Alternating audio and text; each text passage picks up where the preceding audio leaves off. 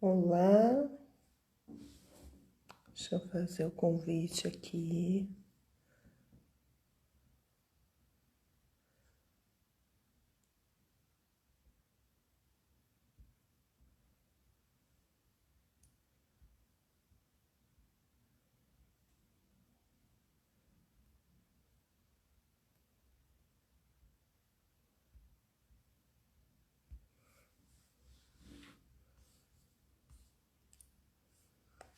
Olá, Odilene. Tá me ouvindo bem?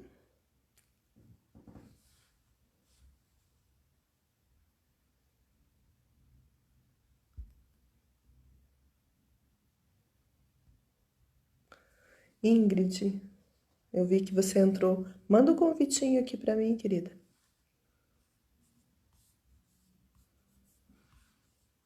Enquanto isso, enquanto o pessoal tá entrando, vamos colocar aqui o aviãozinho e convidar o pessoal para ir entrando.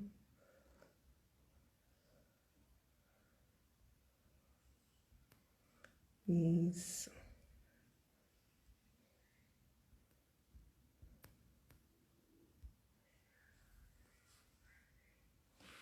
Ótimo, que bom que o áudio tá ok. Deixa eu ver aqui. Mandei o convite, Ingrid. Olá, querida. Olá, boa noite. Meu áudio está ok Bom dia. também?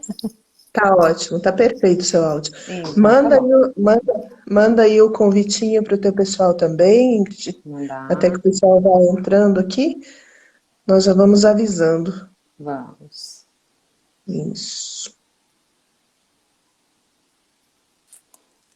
Tá tempinho da galera entrando. Já mandei aqui. Olá, Lu.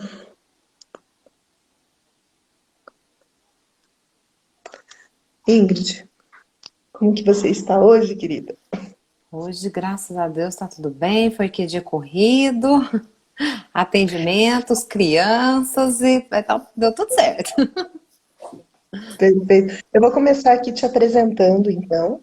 Ótimo, pode sim. Conforme você foi colocando as postagens, você sabe que a gente está nesse trabalho de cada semana apresentar um dos terapeutas da Unicinco. Obrigada pela sua disponibilidade, né, essa semana. Então, aqui na tua apresentação diz assim que além de terapeuta infantil, você é mãe de 3 filhos. Então já te dá Não, mãe de uma 3 filhos experiência. e ainda tenho uma neta. Eu tenho uma netinha de 2 anos. Sério? Ainda de tudo, ainda sou vó, não é só mãe, né? Ainda tem, ficou faltando vó ainda.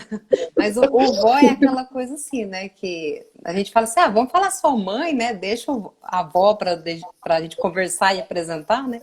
A parte da avó a gente não conta. Nossa, Ainda eu tem uma imaginava. neta. Ah, eu tenho uma netinha de 2 aninhos, a Manuzinha. Eu tenho. A minha história foi. É que eu fui mãe com 24 anos e fui mãe de adoção. Então a Brenda, que é a minha filha mais velha, ela veio por adoção e ela já tinha 10 anos. Então quando ela veio morar comigo, ela tinha 10. Ela ficou comigo até os 18, casou e agora tem a Manuzinha. Então, assim, ela tá com 21 anos agora. E aí, depois que eu adotei a Brenda, depois de uns 4 anos, é que os meus biológicos vieram.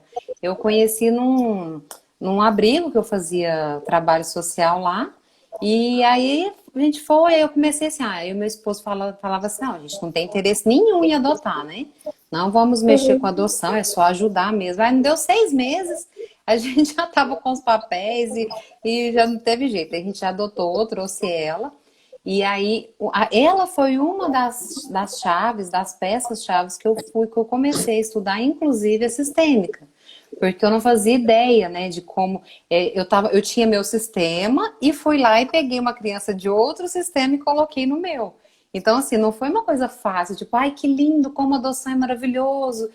Ninguém se prepara para as outras coisas, as problemáticas que tem por trás de uma adoção, né? E aí pensa o turbilhão, eu com 24 anos, inexperiente de tudo, de que era maternidade, coloco uma pré-adolescente dentro de casa, trago toda a bagagem dela também, e aí começa a ter os meus. Então, assim, você já imagina o caos que começou a acontecer dentro de casa, e eu falei assim, meu Deus, está acontecendo. E aí, o meu encontro com a maternidade, para mim, foi muito forte. Eu vim de uma família que, assim, a infância foi muito conturbada, muito difícil. Foi aquela coisa assim, que quando todo mundo olhava, falava assim, gente, se essas meninas, porque era eu e minha irmã, se essas meninas sobreviverem a esse caos, vai ser gente boa na vida, porque assim, era caos. E aí eu sempre quis ser mãe, mas eu não imaginei que ia acontecer da forma que aconteceu. Então, hoje, por exemplo, essa questão, eu me especializei na questão dos traumas intrauterinos, porque quando eu tive o meu filho, Pedro, eu demorei anos para entender que os problemas que eu passava com ele foi da gestação. Os problemas que eu passava com a Brenda era da parte sistêmica, que era outro sistema. Então, assim, esse meu conhecimento foi em busca de causa própria, porque a pessoa de formação, eu sou da área do audiovisual, eu sou produtora de TV e fotógrafa. E aí, vida que segue, entrei para o mundo da maternidade e resolvi ser fotógrafa de família, que sempre foi uma coisa que me atraiu, bebês, recém-nascidos e tal. E nessa busca, assim, eu me encantei tanto pelas terapias, pelas coisas que eu ouvi e as mudanças que aconteceram na minha família, que eu falei assim, não tem como eu não me especializar e começar a ajudar as outras famílias. E eu comecei ajudando as minhas famílias da fotografia. Foram as primeiras famílias que eu comecei a atender. Então eu ia fotografar uma família, eu olhava e falava assim, posso falar uma coisa? Aí elas se abriam. Então, isso daqui... Aí eles aplicavam aquelas coisas que eu falava e aí voltava. Ingrid, deu super certo.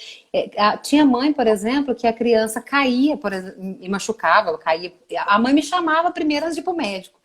Aí elas, não, a gente tem muita confiança no que você fala. Então, o que você falar, a gente faz. Então eu falei assim, gente, por que não ajudar de verdade? Sabe? Aquela coisa assim de missão, eu tive uma infância ruim, entrei para a maternidade no susto, foi aquela coisa assim, sabe? Foi acontecendo um turbilhão de coisas. Eu falei assim, por que não olhar com carinho para isso e ver uma missão atrás disso, né? Ver um propósito atrás disso tudo. E assim, incrivelmente as coisas foram se encaixando. E até na minha apresentação aqui na Unicinco eu falo que eu criei o método Imagem que Cura. Então, hoje eu uso a fotografia como processo de cura no método. Então, assim, eu atendo cliente no Brasil todo, fora do Brasil, Alemanha, na França, eu tenho cliente na França, tem minhas gravidinhas lá da França. Eu atendo esse pessoal usando fotografias. Por quê? A fotografia ela é muito única, né? Ela é lembrança. Então, o momento passa muito rápido. E aí a fotografia, ela consegue capturar e guardar aquele momento. Então, daqui 20, 30 anos, você não vai lembrar daquilo que aconteceu. Mas se tiver a foto, você vai falar assim, nossa, lembrei do que aconteceu. E um dos métodos que eu uso é justamente a fotografia. Hoje não importa mais se é uma fotografia que eu tirei, nem nada.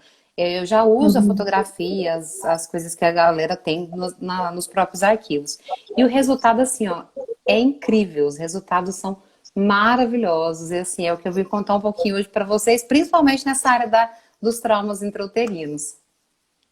Que legal! E me diz uma coisa, a foto ela mostra aquele momento, aquela situação. Já ali você já vê os traumas, as situações vividas, vivenciadas através daquela foto. Através da Mesmo foto. Aham. A foto a gente usa muito como uma âncora. Porque, por exemplo, em todo o tratamento, em todo o processo, a gente entende que a nossa primeira infância, ela é o que marca. Então, é desde a concepção. Então, o que a maioria erra? Eles imaginam que a criança nasce que começa a contar, porque a nossa idade é contada ali, né, do nascimento. Então, a criança nasceu, começa a contar. Só que eles esquecem dos 9 meses dentro da barriga da mãe. Então, aqueles 9 meses lá dentro é história. E assim, eu te falo que ele rege a vida da pessoa para sempre. E aí a pessoa fica ali, gente, mas o que aconteceu aqui? Né? Depois de nascido. Ah, não, mas ele nasceu, ele foi uma criança. Só que eles esquecem da gestação. Inclusive da concepção. Porque a concepção já conta. O bebê, por exemplo, vou te dar um exemplo. O bebê que ele é concebido, por exemplo, de um estupro. Eu Uhum. atendi uma cliente, assim, foi um caso bem específico. Uma cliente que, inclusive, ela teve câncer de garganta, que ela foi vítima de um estupro. Ela é nascida de um estupro.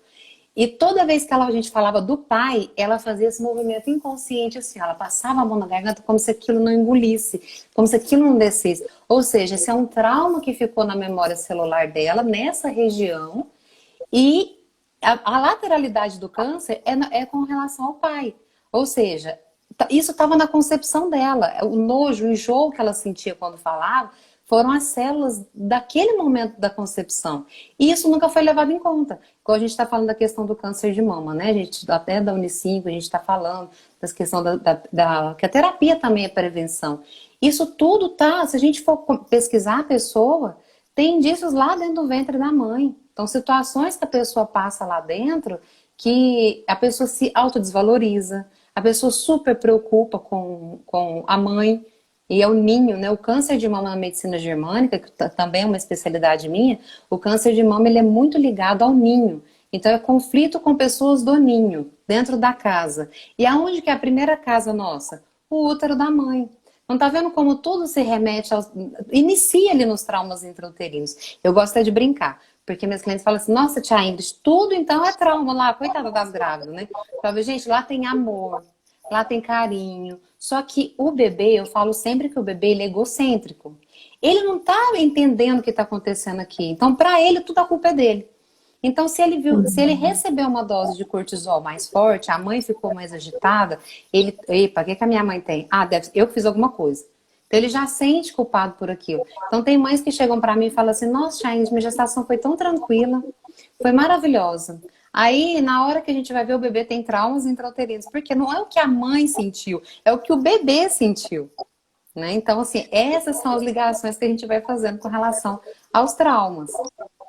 Engraçado você falar. Eu já vou te dar um exemplo de algo meu, assim. Mas antes, deixa eu vou terminar de te apresentar aqui com relação ao que você, aos teus trabalhos. Você falou que você foi criadora desse método da imagem que cura. Isso, O que você coloca aqui é que é baseado em psicanálise, perinatalidade, parentalidade, análise corporal e comportamental, constelação sistêmica, os traumas intrauterinos, que você acabou de falar, terapia floral, a também. nova medicina germânica e a fotografia de família, né? Que é o que você já Exatamente. trouxe.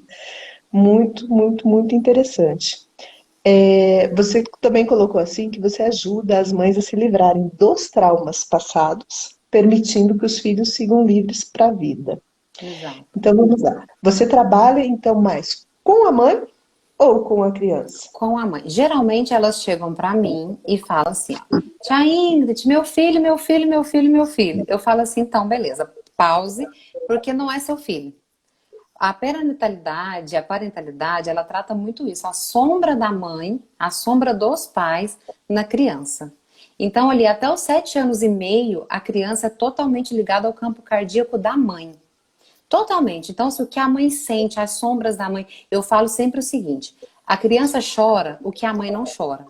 Então, por exemplo, aquele dia estressante que a mãe tá ali engolindo choro, engolindo raiva, segurando, e ela tá com um bebezinho em casa, aquele bebezinho vai lá trabalhar à noite. Aí a mãe fica assim, gente, mas parece que o dia que eu tô mais cansada, esse menino, mais que esse menino chora. Sim, ele tá sentindo tudo que você tá sentindo. O campo cardíaco, ele já é uma comprovação científica. Se você for colocado numa ressonância magnética, por exemplo, eles já captam a onda do seu coração, ele emite esses sinais. E o campo cardíaco da mãe com o bebê, com a criança até 7 anos e meio, é entrelaçado. Então, o que que acontece? O que um sente, o outro sente. E aí isso fica muito forte. Então a mãe chega pra mim e fala assim, tia Ingrid, ele não dorme, ele não isso, ele não aquilo. Eu recebi uma mãe, ela é do Rio de Janeiro. Aí ela me chamou, ela falou assim, tia Ingrid, ele não faz isso, aquilo, aquilo outro. Aí eu tô assim, não, mas não é ele, é você. Não, mas eu não, eu tô tudo bem, é ele, ele, ele. Aí eu falei assim, então eu vou começar por ele. Fiz as primeiras sessões com ele, e aí, assim, fiz as 2 sessões. Falei, olha, ele tá sentindo o que você sente. Vamos agora mexer em você? E ela, então vamos. E aí, essa semana, ela me mandou um relato muito lindo. Ela falou assim, realmente, quando eu entendi que aqueles traumas eram meus e não dele, Aí que a coisa melhorou e as coisas acabaram mudando e se ajeitando. Então, assim, é muito incrível quando elas entendem que eles estão projetando as sombras delas, então as dores delas, o que elas sofrem. Então, assim, hoje a gente consegue fazer um trabalho com as crianças? Consegue, mas geralmente eu já aviso, a gente para no pai e na mãe. Porque depois dos 7 anos e meio, aí a criança começa a entrelaçar o campo cardíaco do pai. Por isso que algumas mães relatam uma mudança de comportamento entre ali os 7 e 8 anos. Nossa, ela era tão assim e de repente ela mudou o comportamento. Porque ela saiu do campo cardíaco da mãe. É como se aquela intuição da mãe já começasse a se afastar um pouco. A mãe é muito intuitiva, né, com a maternidade. Então, ela se afasta um pouco e aí começa a pegar o campo cardíaco do pai.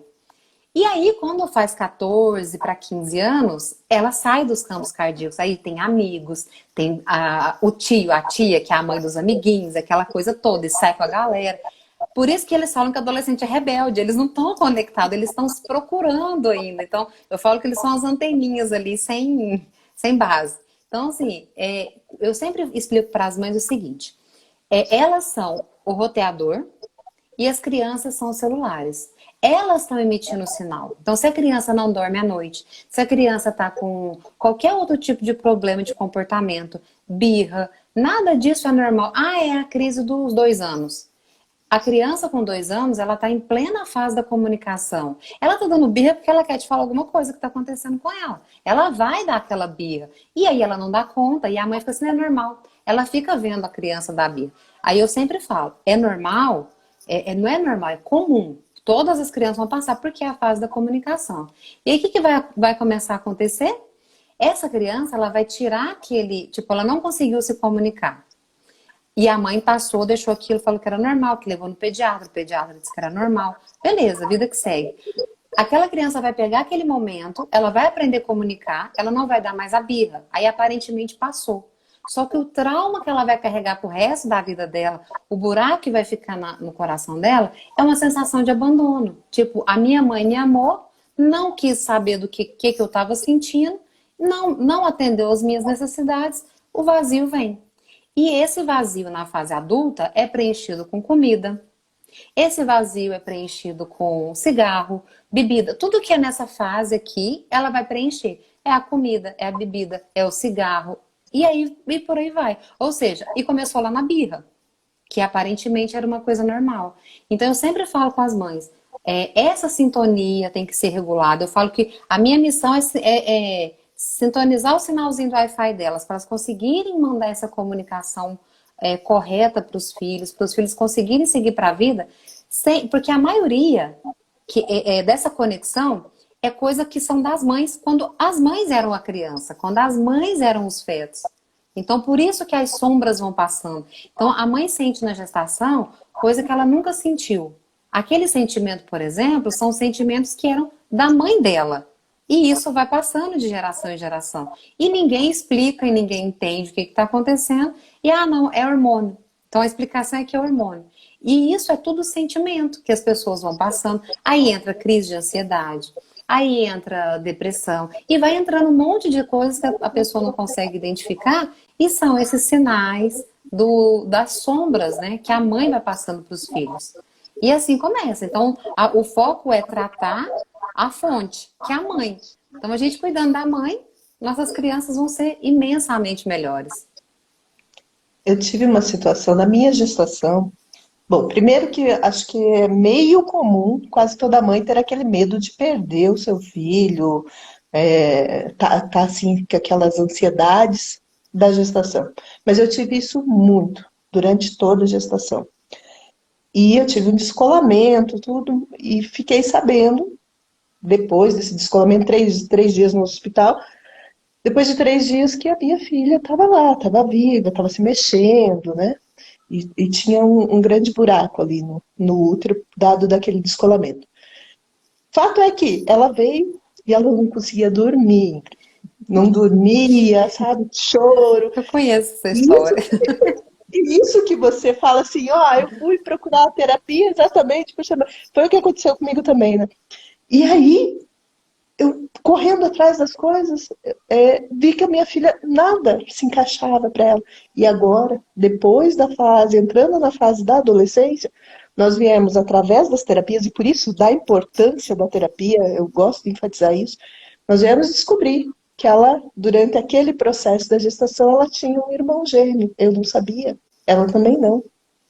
Por isso entra a sistêmica, entra a questão da hipnose, mas foi fundamental para a gente entender o tanto que ela chorava para dormir, porque era medo de morrer, né? Medo de seguir o Aham. padrão. Comia um montão, que para saciar aquela perda. E eu tô falando isso tranquilamente, mas eu já trabalhei isso, né? Aham. Foi um processo bem doloroso, bem difícil. Tive que passar o luto, né? Depois de alguns anos, né? Mas, assim, queria só exemplificar essa situação, porque aconteceu comigo. E muitas mães passam por isso e não sabem. Eu Não poderia sabe. viver minha vida inteirinha sem Não sabe. saber tudo isso E quando a e gente não dá. conseguir lidar meu filho. Aham. E quando a gente dá o diagnóstico, né, esse trauma intrauterino, você sabia que quase 50% das gestações mundiais, isso é a nível mundial, elas começam gemelares? Ou Não, não seja, sabia. a nossa galera tem um monte de trauma de gêmeo desvanecido e não está sabendo. E aí, quando você dá um diagnóstico para um cliente, você fala assim: olha, o seu filho, ele é um gêmeo sobrevivente. A pessoa fica. E é chocante, porque na realidade eu tô dando a notícia que ela perdeu um filho. E ela não, mas não apareceu nos exames. E aí é por isso que eu falo. Já foi comprovado que 50 dá 49 ponto alguma coisa por cento das gestações, elas se iniciam gemelares. Lembra que eu falei que o bebê é consciente desde a concepção? Então, os dois bebezinhos ali foram concebidos juntos. E dentro do útero não tem espaço e tempo. Então, por exemplo, mas eles ficaram 2 dias juntos. Para o bebezinho que é uma célula, é só, tipo, célulazinhas minúsculas, aquilo é uma eternidade. Eles já se amam, eles já têm aquela ligação dos gêmeos. Eu falo que a ligação dos gêmeos ela é mais forte do que a ligação com a mãe. Os gêmeos, eles são muito mais. Essa questão do campo cardíaco deles, a da mãe, olha o espaço que tem. O deles é grudado, eles são ali bem. Meu pai e minha mãe são. Meu pai e minha tia são gêmeas, são gêmeos. O meu pai mora longe da cidade e a minha tia aqui dentro da cidade. O meu, pelo sotaque, você percebeu que é mineiro, né? Então, assim, a pessoa. Então, assim, o meu pai sente alguma coisa lá onde ele tá, a minha tia tá assim, seu pai não tá bem. Eles são muito ligados, é uma ligação muito forte que eles têm. E aí, lá dentro do útero, eles não têm noção de espaço e tempo. E aí, quando a mãe perde aquele gêmeo, às vezes não vai sair no exame. Por quê? Ele é célula, é uma borrinha de sangue, aquelas mães que falam assim, nossa, eu menstruei até o 4º mês. Aquilo não era só menstruação, era bebezinhos que estavam indo embora, são as fecundações ali. Vou te dar o meu caso, e foi muito parecido com o seu. Vê se esse trauma, para quem não conhece, a gente chama ele de trauma do gêmeo sobrevivente. Então, o gêmeo que sobreviveu é o nosso filho, e a maioria das vezes a gente não tem ideia que tinha outro. Eu engravidei do Pedro, eu tava com obesidade mórbida, eu tava 60 quilos acima do meu peso. Eu resolvi fazer um tratamento para emagrecer e engravidei no primeiro mês do tratamento. Então foi uma gestação de risco, eu estava super acima do meu peso. E aí eu sangrei. Eu sangrei e eu falava assim, eu não sabia o que fazer. Cheguei na médica, eu sofri violência obstétrica, a médica olhou, ela não impôs a mão em mim, ela olhou e falou assim, não, você já perdeu esse neném, pode levantar daí e vem fazer uma curetagem mais tarde. Aí veio aquele nó na garganta, aquela sensação, nossa, perdi, né? Tipo, acabei de saber que tô grávida e perdi. Foi, tipo, dentro de uma semana. E ela olhou, ela afirmou pra mim, você perdeu esse bebê. Aí eu voltei à tarde para fazer a curetagem, o médico trocou o plantão, o médico veio e falou assim, não, vamos fazer um ultrassom. E o Pedro tava lá. Aí ele, não, mãezinha, tem neném aqui. Olha aqui que gracinha. E tinha o espaço vazio. E aí ele falou assim, você tá vendo essa manchinha aqui, esse espaço vazio? Isso daqui é sanguinho, vai sair. Aí eu, beleza, vida que segue. Chay, o Pedro foi dormir uma noite inteira, ele tinha 2 anos e meio. Ele não dormia, eu não sabia. Isso aqui em mim era por buraco, eu não sabia respirar mais. Ele não dormia, aquele menino chorava e mamava, mamava, mamava, mamava. Era 200, o peito não dava conta, era mamadeira. E eu falava assim, gente, esse menino não tem buraco, não tem fim. E ele mamava. E eu tô assim, gente, não faz sentido. Tanto que ele nasceu. O Pedro, na realidade, ele sofreu vários traumas. Então, assim, esse do gêmeo sobrevivente foi um. E, e aí, quando ele dormiu a primeira noite com 2 anos e meio, eu acordei assustada no outro dia. Eu falei assim, gente, aconteceu alguma coisa, que amanheceu e esse menino não veio. Só que aí o trauma, ele mudou de situação. Ele começou a mancar. E aí, ele continuou comendo. Até hoje, ele tem essa questão do excesso. A gente trabalha com ele, por quê? O gêmeo sobrevivente, ele olha, ele vê a morte chegando, né? Ele vê o irmãozinho, a irmãzinha ali indo embora. E ele não pode fazer nada. Então ele sente o vazio, ele come por dois. Tudo ele começa a fazer por dois. Se você pegar as roupas do Pedro, ele quer as mesmas 2 camisas, 2 calças, 2 cuecas. É tudo assim de parzinho que ele vai montando. Então, assim, essa situação dele, aí eu falei, gente, vai ter alguma coisa. Aí ele começou a mancar. Quando ele começou a mancar, e aí eu falei, é o peso. Levei em 4 ortopedistas. E nada, nada. Dor do crescimento. E ele tinha 2 aninhos e pouco, tava gordinho. Aí falaram que era o peso e dor do crescimento. Quando ele fez, eu falei, não tem lógica, o menino tem 2 anos e meio, super saudável, vou ter que esperar até 6 anos, esse menino com dor. Eu falei, não vou esperar não, eu vou procurando recurso. E aí eu comecei a ver. Na gestação dele, eu levei um susto. E aí eu descobri que nesse susto, na hora que ele levou o susto também, ele repuxou, então ele teve outros traumas, né, os físicos, que é o que eu falo que fica na memória celular, que foi justamente esse repuxo da perninha. E aí eu levei no osteopata, o osteopata falou, o quadril dele tá todo desalinhado. Aí alinhou e passamos. Então, assim, são coisas que a gente não sabia e é só durante terapias que você vai entendendo e que você vai ajustando. Pensa se eu deixo o menino sofrendo com dor até 6 anos, porque a medicina tradicional fala pra mim que isso é natural, é dor do crescimento. Vê se eu não entendo esse buraco que ele sente, essa dor. Você não pode olhar pra ele que ele tá chorando. Ele é daquele assim, se você fizer cara de choro, ele não sabe nem o que é. E ele já tá chorando Já tá junto. Ele já entrou em lá, o que foi, mãe? O que foi?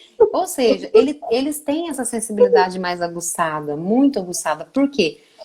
Ele é um gêmeo sobrevivente. Então, na realidade, a sensação que ele tem é que falta alguém. Na realidade, esse alguém existiu. Pra mim, não foi tão chocante, porque, cara, minha ficha caiu. Quando a médica falou que eu perdi, quando o médico viu a borrinha lá, eu entendi que foi um bebê que não ficou. E tudo bem, consegui superar, mas e agora ele? Ele precisa entender esse processo. E aí tem o trabalho terapêutico com ele também. Então, a primeira vez que ele teve contato com essa notícia, ele ria e chorava.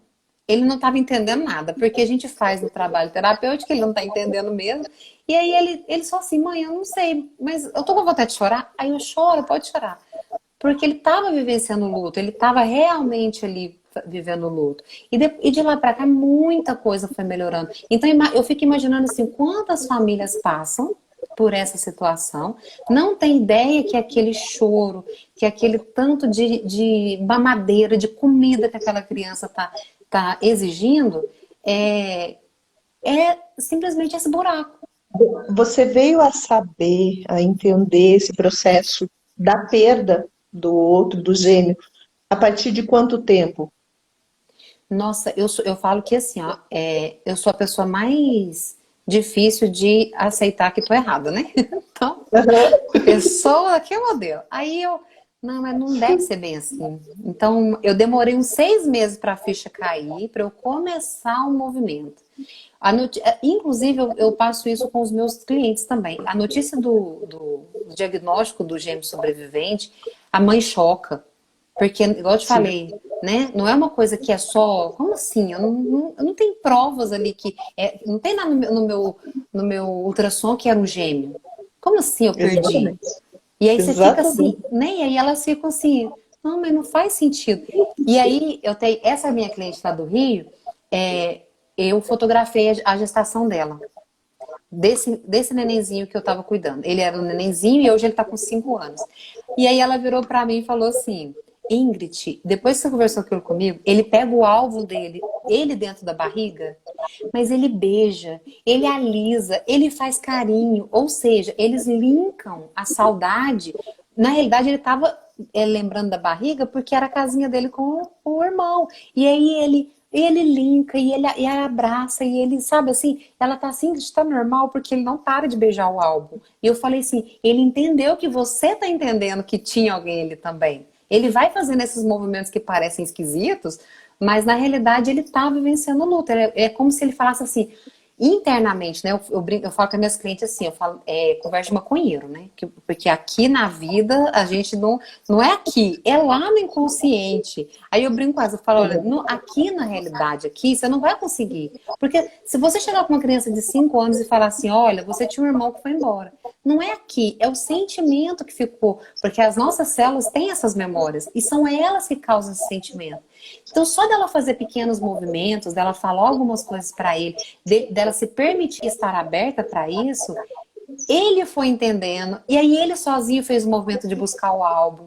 Ele chorava, ela disse que ele alisava a barriga e chorava. Eu falei, ele tá vivenciando o luto dele, agora tá permitido. Ele sentiu que foi permitido ele vivenciar esse luto. E pergunta, em 3 meses de tratamento, ele é outro. Ele já é outro menino. Ela mandou um depoimento lindo essa semana, eu devo postar agora nos próximos dias, o tanto que ele evoluiu em tudo, em amizade. Ele só queria saber de ficar com a mãe. Por quê? Aí o medo da perca. A mãe não tinha espaço, porque perdi meu irmão, vai que agora eu perco a minha mãe. Ela não conseguia respirar, então eles ficam apegados, é aquelas crianças extremamente apegadas à mãe. Tudo é a mãe, é colo da mãe, é atenção da mãe, é carinho da mãe. Parece que todo tanto de carinho e colo que a mãe dá é um buraco sem fundo, não tem fundo. Não é? Entendi. É por aí. Me diga uma coisa, me explica um pouquinho sobre a psicologia pré e perinatal. Isso. A psicologia pré-perinatal, ela assim, igual eu não sou psicóloga, mas essa especialização, ela ganhou esse nome por conta do pai da psicologia pré-perinatal, é um médico alemão, então ele deu esse nome para essa terapia, que é justamente uma terapia de cuidar exclusivamente desses traumas intrauterinos.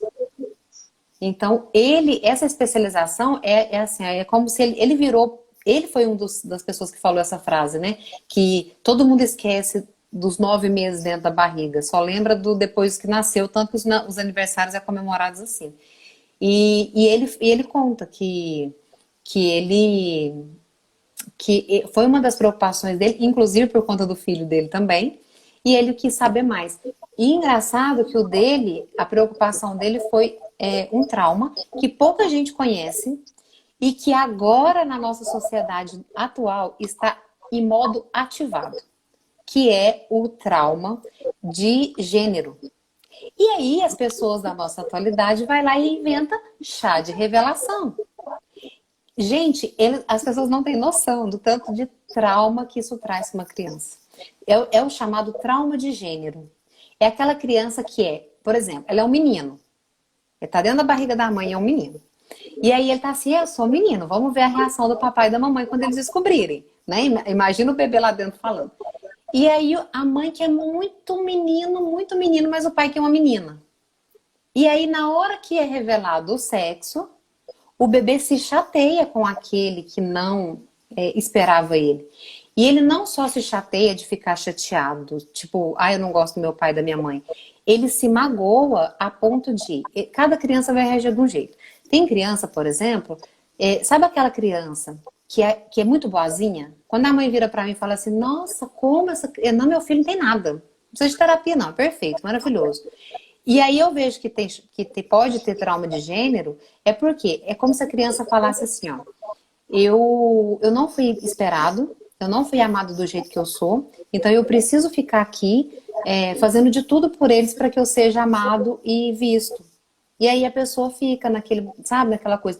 Só que enquanto é criança, tá tudo bem. Aí a pessoa cresce. Aí arruma serviço que é explorada, arruma relacionamento onde ela é codependente emocional, que ela só é feliz se a outra pessoa for feliz. E fica naquela coisa, sabe aqueles relacionamentos doentios que a pessoa tá fazendo ela sofrer, mas ela tá ali, não, mas eu amo. Eu tô apanhando, mas eu amo. Eu tô isso, mas eu amo. são relações que começaram lá no outro, choque de gênero.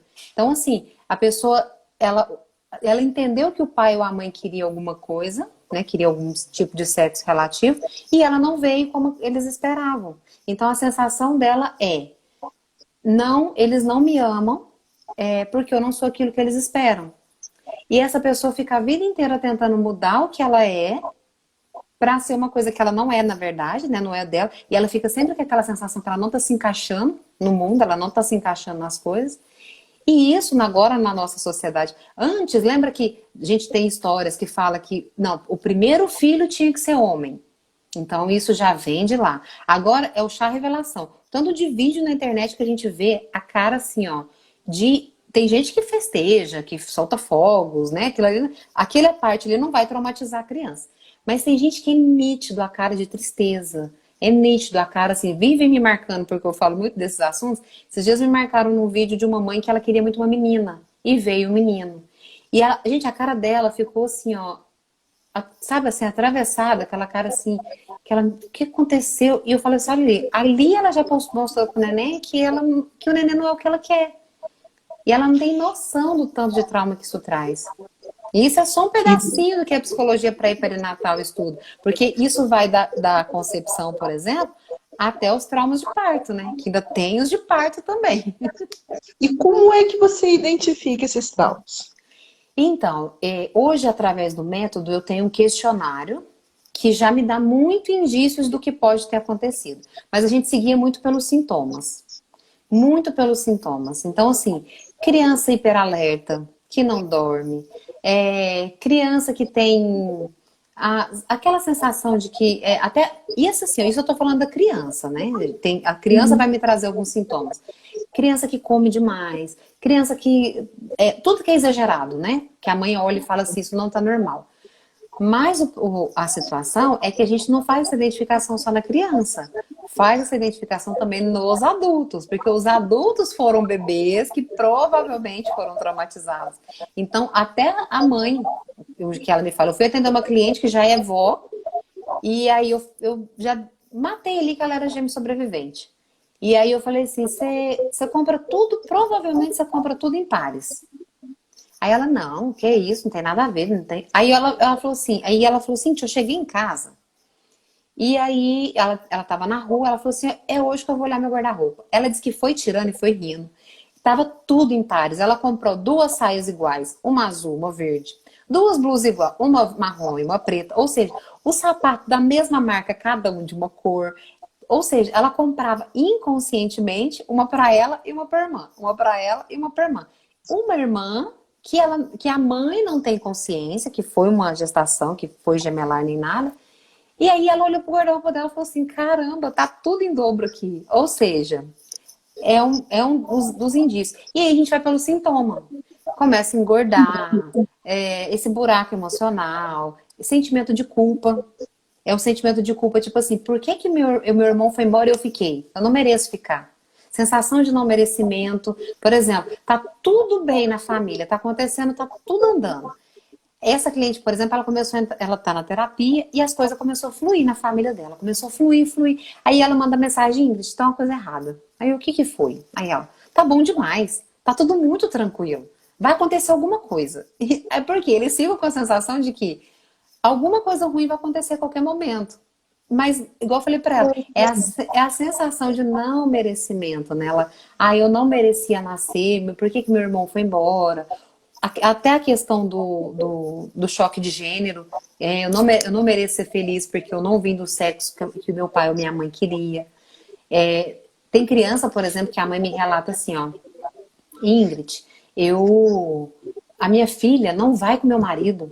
Ele é um pai presente, ele tá em casa, ele trabalha fora o dia todo, mas à noite ele chega, toma o banho dele. Ela não fica com meu marido nem para me tomar um banho. Provavelmente isso é choque de gênero. Aí eu vou perguntar, o pai queria o quê? O quê? Não, o pai queria um menino. E ela é o quê? Uma menina. Ela não tá aceitando. Ela tá magoada com o pai. E aí isso não resolve. Tipo, como é que você vai falar isso pra um bebê de 9 meses? Olha, o papai te ama. Não é aqui que vai funcionar. Por isso que o trabalho ele precisa ser todo feito dentro do processo terapêutico para a criança também assimilar isso. É aquele sinalzinho do Wi-Fi. A mãe vai mandar que tá tudo bem, o pai vai enviar ali que tá tudo bem, e a criança vai ressignificar isso ali para ela. Você me falou agora o exemplo dos gêmeos e também esse de gênero, né? Da Isso, questão do trauma de trauma de gênero. gênero. Esses são os mais comuns, tem traumas mais comuns também, além Tem. O destes? gêmeo sobrevivente, eu falo que ele é o top 5 dos traumas. Ele é, É, hoje eu vi, hoje é, eu vi. ele é Você o me top 5. deixou claro. Aham. Ele, por esses dados estatísticos das gestações, e ele, assim, eu falo que de todos, ele é o que mais, ele faz um estrago maior, digamos assim, né? Porque ele mexe muito com o emocional da criança, envolve depois quando a mãe descobre a questão do luto também com a mãe. Então eu falo que ele é o top 5 dos traumas. Mas tem o trauma da circular do cordão. Aí as mães me perguntam, Ingrid, todo neném que nasce com a circular, ele vai ter o trauma da circular? Não, se aquilo não foi traumático para ele, não tem problema. Mas tem criança que tem esse trauma. Por quê? São pessoas... Ingrid, como que eu sei que eu tenho, por exemplo, o trauma da circular do cordão? Aí a pessoa fala, não, eu tive a circular do cordão. Minha mãe me conta que eu nasci com 2 voltas no pescoço. Como que eu sei se eu tenho um trauma? A sua vida, o sintoma o que é a circular do cordão? Aquilo que me alimenta, aquilo que me dá a vida, tá me matando. A pessoa fica com aquela sensação.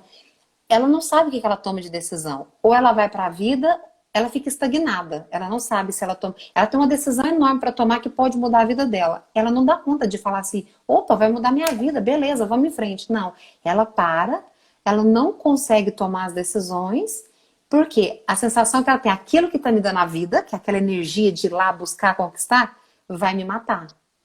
E aí ela trava. Então, assim, são por esses sintomas, né? Outro, o choque do gênero. O choque da descoberta também é muito comum. O que é o choque da descoberta? O choque da descoberta é aquele assim, ó. A mulher, de repente, tô grávida. Se for aquele tô grávida, que todo mundo yes, a família vibra. E se for aquele tô grávida e a mãe tá desempregada e o pai tá desempregado? O meu, Eu faço na minha vida. o que eu faço da minha vida? Aquele ali, eu falo que ele também é um choque muito comum. E a criança sente, eu falo assim, ó, dentro dos traços de caráter, é o que mais deixa a criança com a sensação de rejeição. Porque é como se, nossa, cheguei achando que ia arrasar e eles não me querem. Então, a sensação de rejeitar. A sensação de abandono é o quê? O abandono é aquele que alguém me amou e foi embora, que é o do gêmeo sobrevivente, né? Alguém me amou e foi embora. Agora, da descoberta da gestação, ela, o que que ela faz? O bebê nunca foi amado. A sensação que ele tem é que ele nunca foi amado. E aí ele pode gerar também. Deixa Ah, eu te fazer a pergunta aqui da Carla. A circular pode ser em outra parte do corpo ou para caracterizar um trauma tem que ser no pescoço? esse do dilema da vida e morte pode ser só no pescoço, porque dá essa sensação de sufocamento, né? Mas a Uhum. circular, por exemplo, tem gente que fala assim: nossa, eu tenho uma dor crônica na perna. E aí é onde estava circulado o cordão. Ali a memória celular, ela ficou naquela parte. E aí sim são coisas tratadas. E aí é uma terapia que eu sempre indico, que é ótima para fazer fisicamente. Porque vamos supor, eu já peguei muitas pessoas que a gente vem, olha, tem o trauma. Mas não é o trauma emocional que nós terapeutas, né, que vai trabalhar na mente, vamos conseguir resolver. São traumas que ficaram físicos. Lembra do Pedro, que o dele ficou físico na perninha? Na perninha. Aí entra o osteopata ou o microfisioterapeuta. Então, aqui em casa, por exemplo, a gente é apaixonado em tratar com osteopatia. Então, o osteopata vem, faz todo o processo de colocar tudo no lugar. Mas o microfisioterapeuta, por exemplo, ele vai no corpo, ele consegue achar onde ficou esses traumas ali e ele consegue retirar. E são traumas, sim, pode ser de circular de cordão em braço, em perna, acontece muito. E Susto também. a gente pode dizer que esses traumas intrauterinos, eles têm cura ou não? Então, eles têm a cura emocional que eu sempre falo é o seguinte: só de você ter ciência do que está acontecendo com você, Porque eu falo assim, quando a cliente descobre e fala assim, nossa, eu não sou maluca da cabeça, eu não tô doida, realmente eu sinto isso. Né? Um gêmeo sobrevivente, por exemplo, ele fala assim, nossa, realmente eu sinto que falta alguma coisa, parece que precisa ter algo preenchido aqui dentro de mim. E não como o povo fala, manha, né? Não é. Ai, não é moagem, não é. Aqui em Minas a gente fala muito moagem, né? Mas como é que tem uma palavra? Drama. Ah, isso é drama. A fulana tem tudo na vida, tá fazendo drama. Tem tudo, olha lá, tem casa bonita, tem carro, tem marido, tem não sei o que, tá fazendo é drama. Isso é drama. Ou seja, ninguém entende que o buraco emocional dela vem de uma história, de uma construção de um trauma ali dentro do útero. E aí, o que acontece? Ela passa pela vida achando que ela é doida. Então, quando ela tem essa clareza de que não sou doida, realmente esse buraco existe, então agora eu vou olhar para ele e vou ver o que eu posso fazer, vou procurar os recursos de melhorar isso, de sarar isso. Só isso já é libertador para ela. E aí, ao longo do processo, ela vai achando as curas dela. Eu falo assim, que cura totalmente. Não é que isso que a pessoa vai buscar. No final do processo, ela vai ver que a cura vai ser mínima perto da descoberta que ela tem. Não é aquela coisa assim, olha, eu me curei de um gêmeo sobrevivente. Não é isso. Só que hoje ela sabe que ela tem um vazio emocional e que ela não precisa preencher com coisas ruins. Ela pode ter uma lembrança, ela pode ter um momento, ela pode ter um lazer, ela pode ter outras coisas boas e não se auto-machucar por conta daquele acontecimento, se auto-flagelar por conta daquilo tudo, né? Então, eu sempre falo que o autoconhecimento, ele já é curador por si só. Então, por exemplo, olha, nós, mães de gêmeos sobreviventes, desesperado porque que esses meninos não dormem. Aí você olha o filho da vizinha, não, o meu dorme 7 horas da noite e acorda 10 horas da manhã. Aí você fala O assim... problema somos nós, não é? Eu falo assim, então, o que eu faço? O Pedro teve uma vez que a pediatra falou assim, não, é só ficar sem dar uma madeira da noite que ele vai dormir a noite inteira. É 3 dias que ele vai chorar. Aí eu, beleza, vamos começar. Na primeira, a vizinha quase chamou a polícia. Ela falou assim, deve estar matando o menino. Eu falei, gente, não faz sentido eu deixar uma criança chorando desse tanto. E aí eu fui lá, não, toma madeira, não vai ficar sem. E assim, e olha o buraco emocional que a gente vai causando. Pensa em deixar a criança com esse grau de buraco interior que ela tem, 3 dias passando fome. Não faz sentido. Então, assim, não tem. Então, ele é um processo curador pra gente e um processo curador também para eles. E vai ficando mais leve para eles. Então, não é aquela coisa assim, qual que é o seu diagnóstico? Estou curada do gêmeo sobrevivente. Não vai ter essa cura, essa lacuna vai ficar, porque foram vivências e estão nas células. Igual, por exemplo, a criança do choque da descoberta, né? Ela se sentiu rejeitada. Ela vai carregar essa rejeição pelo resto da vida dela. O problema é o que ela faz com esse sentimento. Então, por exemplo... A partir do momento que ela tem a consciência, ela trabalha de uma forma diferente. Ela trabalha de uma forma diferente. Por exemplo, eu peguei uma cliente que ela tinha sentimento de rejeição. E geralmente a queixa dela era, eu não consigo manter minhas amizades. Porque daqui a pouco eu acabo com tudo porque elas me deixam de lado. Já peguei a rejeição. E aí ela pegou e ela viu que era ela que terminava com tudo porque ela se sentia rejeitada. E esse processo vem desde a infância. Aí eu falei para ela, não é desde a infância, é desde o útero. Então, assim, é um pouquinho mais atrás. Depois que ela passou a viver isso, ela vivenciou um momento que a cena foi de rejeição, mas o que ela fez foi, tá tudo bem, elas não estão me rejeitando, elas têm mais afinidade nesse assunto do que eu. Então tá tudo bem elas falarem sobre isso. Aí ela, Ingrid, eu consegui não terminar uma amizade, mesmo falando assim, agora eu vou terminar. E aí eu não consegui. Ou seja, ela sempre vai sentir esse processo de rejeição, mas agora ela aprendeu o que fazer com isso.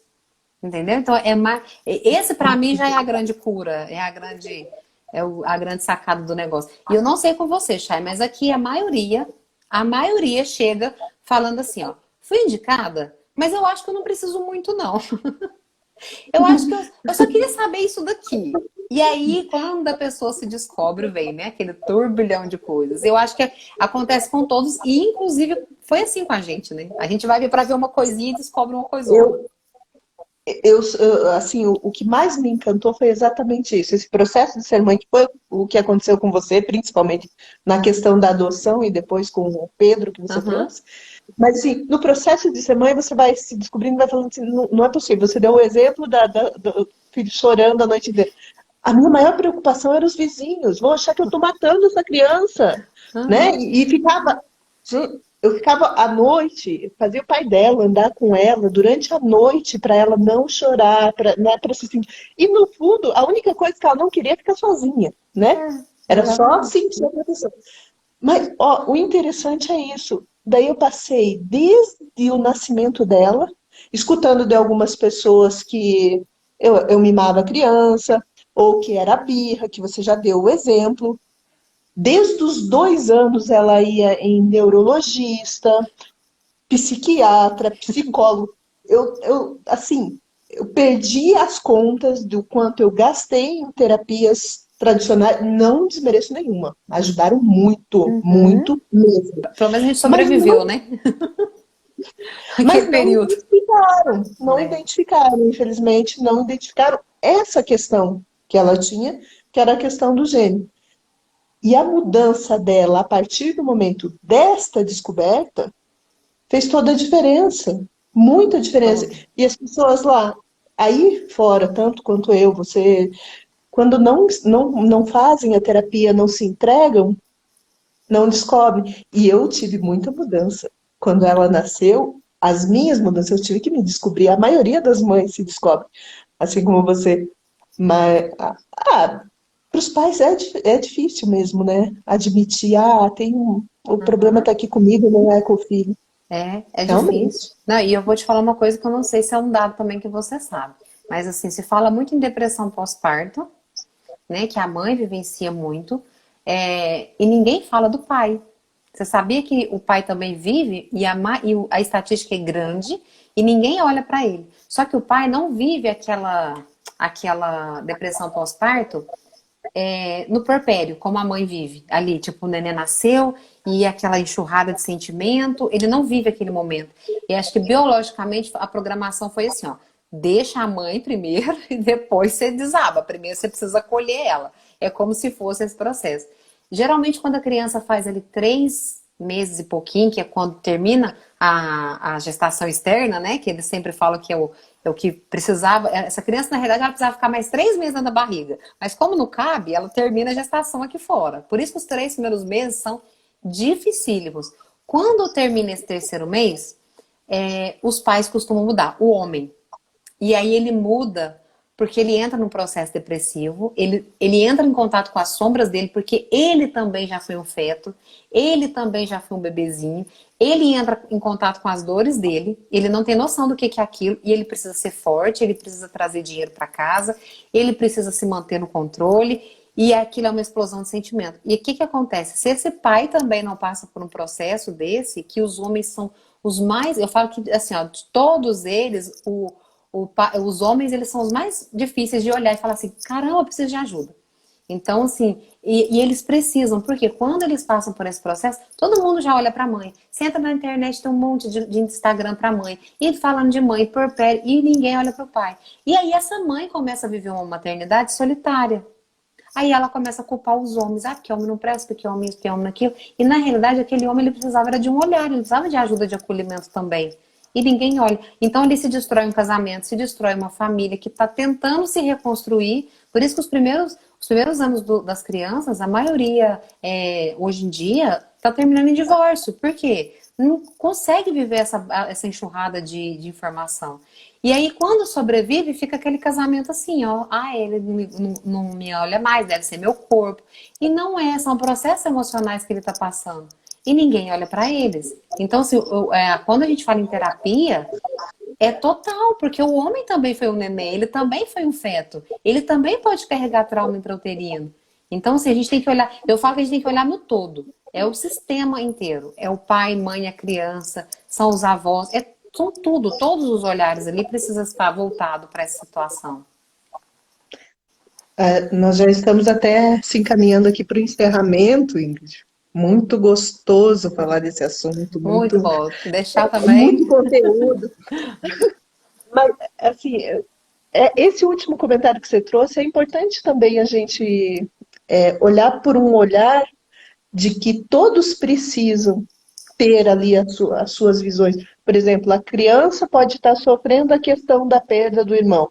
A mãe, nas questões dela com a criança, e o pai, nessa nova, né, nesse novo olhar que você está trazendo, assim, poxa, ninguém olha para o pai. Ninguém E olha. o pai passa por isso. Então, assim, a família vivendo cada um processo e ninguém está olhando um geral ou cuidando dessas feridas, vamos dizer, né? Esses Aham. traumas. E aí, realmente, nós temos os grandes problemas com as famílias, quando não são mais traumas ainda que. Que E vão você vai gerando. jogando isso em cima da mãe, ou em cima do pai, ou em cima da criança, porque também tem as mães que, por mais que não seja só uma questão de depressão, mas ela se irrita, ela não aguenta cuidar daquela criança também. Então, tem várias questões que é bom olhar, é bom se perceber. A Débora colocou um comentário lá para cima que ela levou 40 anos, né, até saber dessa dinâmica dos gêmeos e ter essa descoberta. E realmente é muito bom. Você trouxe esse outro dado, né, o quanto que realmente tem muitas questões de Muito, gêmeos.